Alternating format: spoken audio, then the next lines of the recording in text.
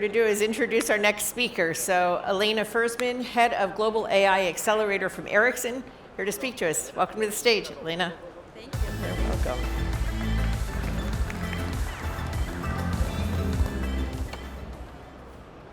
Hello, everyone. I was reflecting on the title of this talk. Of course, it's a leading question. We understand that. So I was thinking about the race. How do we address this race? If we are all in this race, it sounds like if it's only one race, then there is only one winner. And it sounds like there will be a lot of those who are not winning in the race. So I was thinking, what about we decompose the race? Isn't it about many different races? I listened to this TED talk of Malcolm Gladwell that's called Choice, Happiness, and Tomato Sauce. It's a pretty old one. But in the end of this TED talk, he says, by embracing the diversity of human beings, you will find your way to true happiness. And human beings are truly diverse, and they have diverse needs when it comes to telecoms as well, which is a good thing for us, because then it means in telecom industry we'll have many different races, and there will be many winners, and hopefully all the actors in the telecom industry will have their place on the podium. In my talk, I will be talking about joining the races, aiming high, being fit, and getting there together. Our industry, telecom industry, is a turning point, hopefully upwards. Hopefully, because the market, as we know it, it's been flattish. It's been flattish. The consumers, the enterprises are expecting higher bandwidth, lower latency, and for the same price, right? So the market is expected to deliver more and faster and everything. So how do we increase the size of the cake when we share the cake? And luckily, now that we have AI, it's a great opportunity to increase this market. At Ericsson, we believe in open, programmable, and high-performing networks. Why? It's because that would allow the whole ecosystem to innovate on top of these platforms, on top of our telecom networks. And we don't even know what kind of services will be out there when we unleash the power of open networks that you can program. And you can access these networks through APIs, and you can build your applications, and we're allowing better quality of service and predictions and everything. So AI is instrumental here. And to get there, to these open, programmable, and high-performing networks, AI is perfectly instrumental. But it will not be able to work on its own. So obviously, AI in combination with network knowledge and the cloud is these superhero abilities for the networks. And very simplified network stack. Run, transport, and core. Then you have OSS, BSS, and service management and orchestration. And then you have services on top. You have API exposure, and then you have the whole RAP ecosystem that we can build on top of our telecom business. AI plays an amazing role everywhere. Generative AI plays amazing role there. In services, it's obvious because we have all the network automation. We have the ticketing, and we have the alarm. But the lower you go in the stack, when you go to the core of the system, it becomes slightly harder to apply generative AI. On the other hand, there's a huge impact to make. So there's a huge impact of AI in that space. In addition, there are horizontal things that are general for the whole system. For example, sustainability, how to make the network sustainable. Intent-based automation, how do we orchestrate the whole thing at the same time? Or trustworthiness of the network. So, what do we need to get there? We need to have, what do we need to get there? We need to have trustworthiness in our network. So the networks need to be trustworthy from the start. And we talked about it. Our speakers talked about it. It is by design. The moment we design AI algorithms in the network, they need to be by design trustworthy. In certain cases, it's about setting guardrails. In other cases, maybe it's about explainability. When it comes to very fast control loops, that's about probably making sure that the system doesn't misbehave. It's about the trustworthiness of data. Always evolving and flexible. That's, I think, very interesting aspect, because as we know, AI evolves in a very high pace. AI evolves faster than telecom knowledge evolves. That's why in our telecom systems, we need to make sure that we can adopt and bring in all these new technologies developed by, well, academic community or the partners very quickly. Can we bring in a new AI algorithm within a week in our telecom networks? That's the key. That's the cool question. And that is done through, for example, MLOps and AIOps. And of course, we need to work with ecosystem and partners because no one is building these things in isolation. So let's embrace AI and build our future together. Thank you.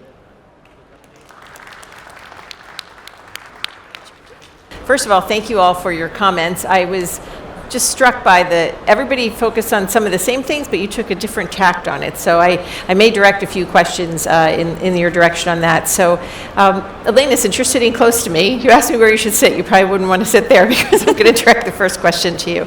But when you think about, you talked about flattish, that growth has been flattish, which is, I think everybody feels that in this room. And we just had a lot of examples of how AI and generative AI can improve the business. But can you say a little bit more about growth and where you believe the biggest opportunities are for using AI and winning in this race around growth, new products and services? And maybe I'll just throw it out for other comments after you comment on tackling the core issues of the industry.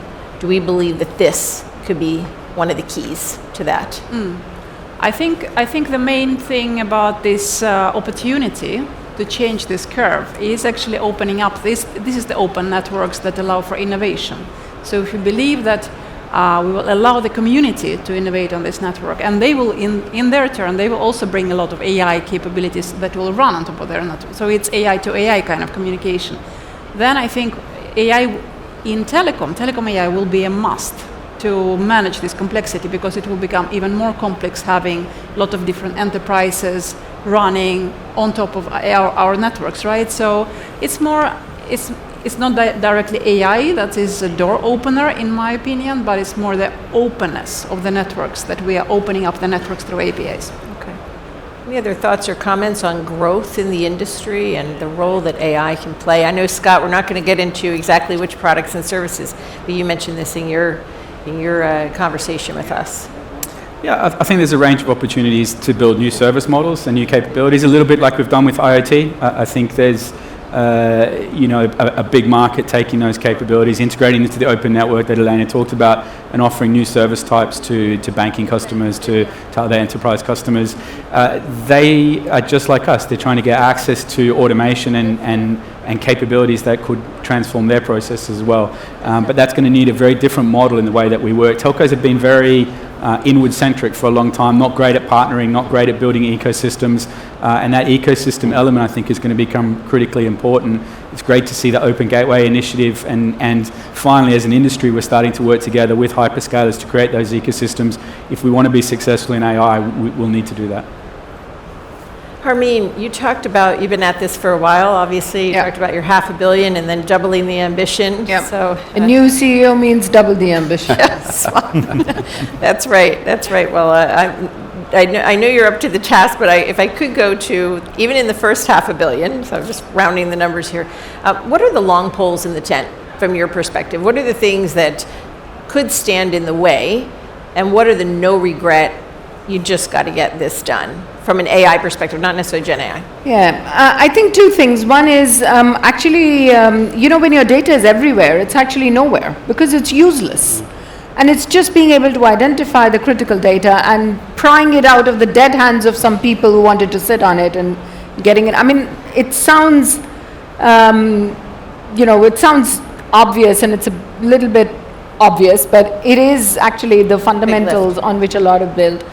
But I think at that time itself, we knew this was not a data gathering exercise. It was really to extract a lot more value and almost change entirely how every role in the company is done. So the way we built it, I think we were a little ahead of the technology because working with the hyperscalers, we actually found the level of data privacy we wanted to build in from the start in the data fabric was actually not there at that level of sophistication. And that, in a way, came as a bit of a surprise, but in a way not. But I must say, great partnerships across the board to actually help us get there, and and it brought co-creation to life in a very different form. So that was really interesting. But I think the biggest piece was that as you build that, we call it the data fabric, but you build that foundation layer on which everything else is built. It's actually working really methodically to understand what is the opportunity in a use case. And it is amazing that we're talking to a whole lot of humans, and they're going to actually unleash the power of AI into their organizations.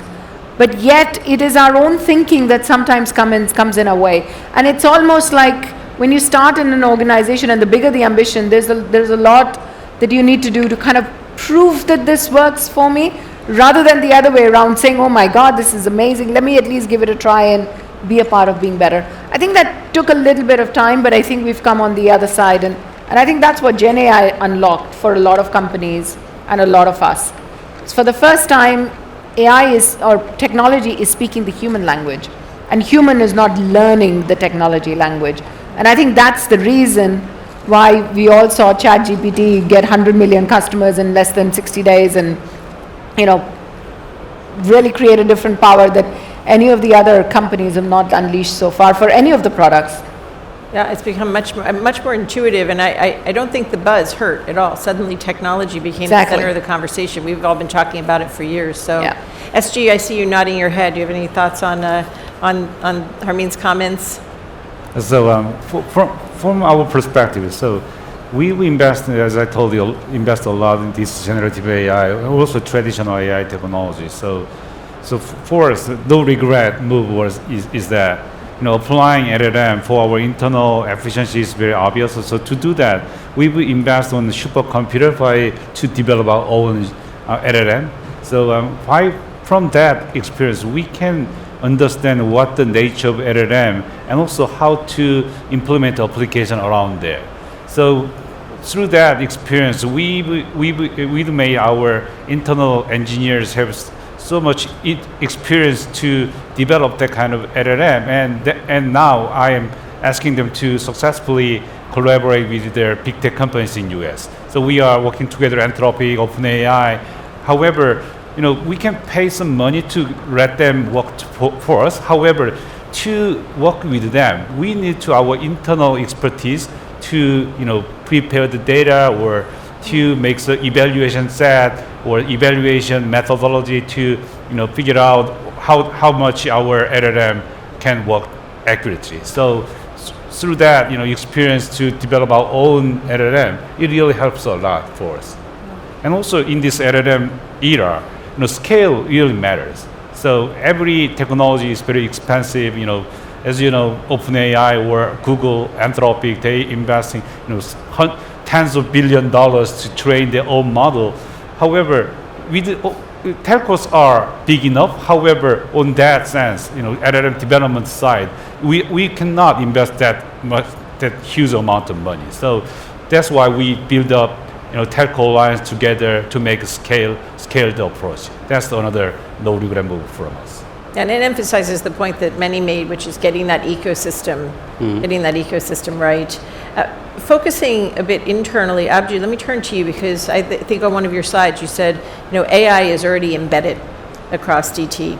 And when you think about the people side of it and the skills that are needed, where do you see those skills most needed? Is it across the entire organization? And what are you doing to build those? What is that muscle that it's taking? I mentioned Accenture, we're needing to train, retrain, hire, bring in tens of thousands of people that have very different skills, and many of our people need to learn something that's not necessarily as easy for them. What are you seeing? No, and I think this is absolutely one of the biggest hurdles that we need to manage, which is both the skill and the mindset, taking away the fear of the people. I think the way we approached it, and we had a lot of debates some years ago saying, hey, do we go on a centralized building of skill with top AI experts, or do we then really roll it out to the masses that you empower the entire organization to work?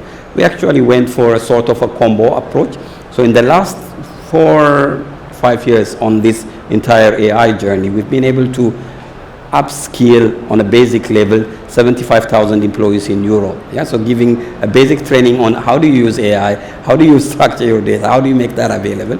And the last years we have also created our AI competence center, where we say, okay, we will offer you a centralized help, and we will work together with SKT and other partners with this AI competence center to really bring in the state-of-the-art know-how. So you need to do both in a combo, but absolutely it's not enough to bring in the top experts in the middle and say, okay, now you need to start using AI. Everyone needs to feel comfortable and need to feel empowered, both with the skill and the mindset. Can I build on that, Catherine? Yeah, please, First of all, 100% right. Education of the business is super important, but actually also creates new roles that I think are really important in the organization. Just like when we first started moving to private cloud, public cloud, you had to invest in FinOps to make sure you were managing your OpEx consumption correctly and optimizing the usage. It's exactly the same with LLMs. How you engineer a prompt, how many tokens it consumes dramatically can impact the pricing model for the LLM, and you have to optimize that over and over again to get to a price point that actually delivers the value that's required. So you need to hire new people like prompt engineers. Where do they sit in the organization? What skill sets do they need? It's more than just general education. I think that works for the productivity tools. How you transform your business, that's a whole new set of skill sets that need to be embedded throughout the organization to be successful. Yeah, absolutely. I'll throw this out to the entire group because I imagine it's on everybody's mind as leaders in your organization. Responsible AI, the phrase that's out there and obviously quite critical in this. How are you thinking about that in your organization? Are you putting specific organizational capabilities in place? Is it more democratized? I know, again, I'll speak for ourselves, there's been a lot of education. Probably spent more time with our attorneys on all the things you got to be careful of on compliance also, but also just thinking about the human side of this on responsible AI. Any comments from across the panel here on that? I can kick off. I mean, it's a topic we're very heavily focused on, and in fact, there's a whole team focused on data privacy and the whole responsible AI piece. And we published, actually a few months ago, we published our AI principles, saying this is what we're going to adhere to as an organization. But I think this is one of those things that with this entire wave of AI and the speed at which it's coming, it's not a job that's going to be done once. It's a very much a constant evolution, and you've got to balance out what you want to do, because constricting it and suffocating it that you can't get any value out of it, whereas other hand, being irresponsible and not taking the responsibility, both sides is not going to work. But I think it's very much about, as an organization, being also, I think this is where the true values of the organization are also put to a test, because our AI principles actually started from what were our company values. Yeah. And I think it's funny in a way that it's something that actually brought the full circle on saying, if we're truly consistent on our company values, this is what we want our AI values and principles to be all around. So I found that part quite fascinating, that how it took us back to the core of who we were as an organization. And I think the rest of the pieces, even that piece, we're talking about something that's automated. So we got to build that into the fabric. You don't just rely on people. There is a bit like security, where it's everybody's responsibility. We still have to build the right guardrails. So this is about, you got to engineer it from the beginning. It cannot be an afterthought. That's what I would say. Makes a lot of sense. Elena, yeah. So I think AI agents that are like working inside a corporation are very similar to human agents in a way, which became very clear at Ericsson, I think, because we have our code of business ethics. It's written for humans, and when we replaced a lot of human work with AI agents in our processes, then our contracts with sub-suppliers didn't allow, automation agents to perform the tasks because they were written for humans. And this is where we kind of started to rethink, maybe code of business ethics should address all types of employees in our company, including both humans and AI agents, which I think is a very interesting thought. And then obviously when discussions about responsible AI came into the picture some years ago, and regulations, of course, then Ericsson kind of said, let's not write a separate list of our AI principles, but we are following European guidelines of responsible AI, which has now become AI Act, which is very comprehensive regulations. Well, in essence, it's kind of two sides of story. You need to work with the regulators to make sure it's the right thing, and then you need to build the technology from the start to address all the regulations. So, responsible AI, there are various aspects of the risk when we talk about responsible AI. So, from our perspective, most of the telcos will use core intelligence from big tech companies like OpenAI, Google. So, rather thinking about other core ethical stuff, we are more focusing on the application of the LLM, and when we make the application, privacy of our customer or private data handling should be most important thing for us. So when we make an AI assistant service or aggregating the data from several telcos to fine-tune on top of LLM, that data exploitation is very important, very important, and also very challenging part. So we made our own process, and also we made our own software to de-identify the private data and send it to our LLM partner and make them usable, and also it's not copyable or transferable to other parties. So we made that rigorous process and software to protect our private data. So that's the very important thing for me when it comes to responsible AI. Thank you. Turning to the democratization of the access and capabilities, access to Gen AI, access to AI, access to data, which I think builds a little bit on this. I put out in my opening remarks that every part of every organization, if this is done right, will at some point be impacted by this.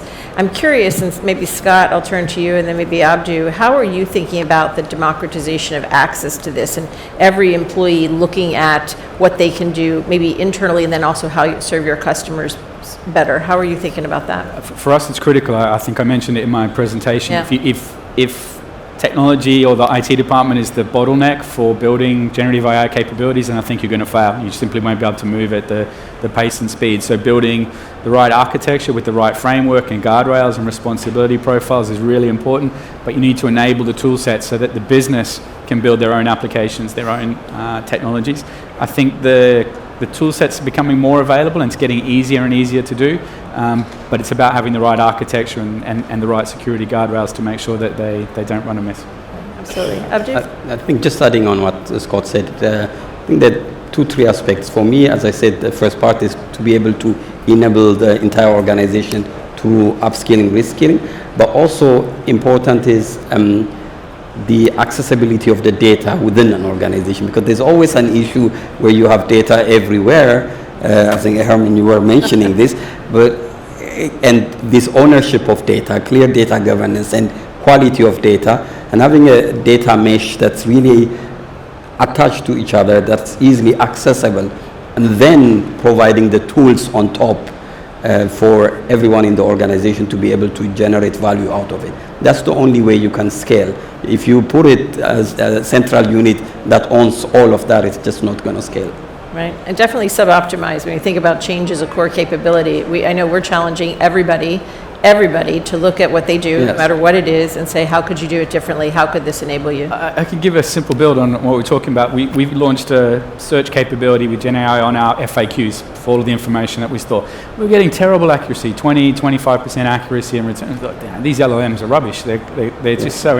It wasn't the LLM. It was the quality of the data. When we started to look into it, people hadn't refreshed the iPhone data, they hadn't updated the information about roaming, so that can only be fixed by the business owner. That's why you have to democratize, you have to give them access to the tools, and they have to be driven around accuracy. They need to understand the decisions they're making and what that's driving from an AI perspective, not raise an IT ticket and get someone in IT to make the LLM more accurate. Right. All right, well, I know we only have a minute left, so I'm going to give everybody maybe 10, 15 seconds. We're here a year from now on the same stage talking about everything that's changed, just like we can look at in the past year, what's moved forward. What would you say has really materially advanced or that you hope would advance? And Scott, since I'm looking at you, I'll start there and just go down, put your crystal ball. I think unfortunately the bubble's going to burst and the hype cycle will have a downward trend. I think there are amazing things happening across the industry, but at the moment it's so overhyped. I think it takes longer to get to scale. I think there'll be amazing case studies, but they'll be drowned out by people who got it wrong. Harmeen? I think that telcos will start reinventing themselves. They'll use this as a tool to come out as a very different shape of an organization with the different capabilities. And I think it's not just the telco industry. I think every industry is going to start doing that. And I think at the pace at which it's going, it's inevitable. Abdu? And this is exactly that. I think now everyone experimenting, doing a lot of use cases. What's going to happen in the next couple of months as we continue is there will be some huge opportunities captured by Teleco, and I believe we will really be able to be in the forefront again, both of growth but also significant cost saving. Yeah, so from our perspective, when the new technology comes out, like web, mobile, there should be another opportunity to some player who prepared. Well, in this AI, we would see huge dramatic change in dynamics. So I think if we successfully plug in AI technology to our existing telecommunication service, we may have another chance to get some power in this AI area. So I think AI or LLM, generative AI, is a huge opportunity. It will give us a huge opportunity for transforming our service. Elena? And I think in a year from now, every CSP will have their own LLM, and that's the beauty of it. And then we'll see a lot of collaboration between LLMs. So clear out the hype, focus, reinvent the industry, lead, and work together. I think that's a great way to end. Thank you all for your time. Let's hear it for our panelists. Thank you. Thank you, everyone, for joining us.